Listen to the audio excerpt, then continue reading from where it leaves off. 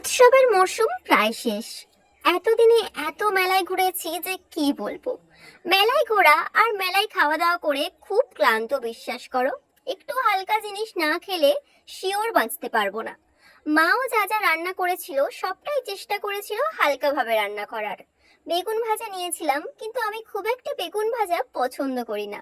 আর সব থেকে বড় কথা, আমি কি খাবো না খাবো সেটা আমার মুডের উপর ডিপেন্ড করে।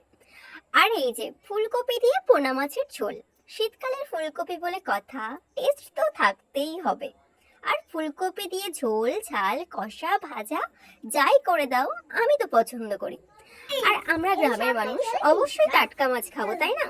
আর একটু মাংসও করা হয়েছিল, কারণ আমার বাবা খুব একটা বেশি মাছ পছন্দ করেন না, সেই জন্য ওনার জন্য মাংস হয়েছিল। আর আমি তো একটু খাবোই, তাই না?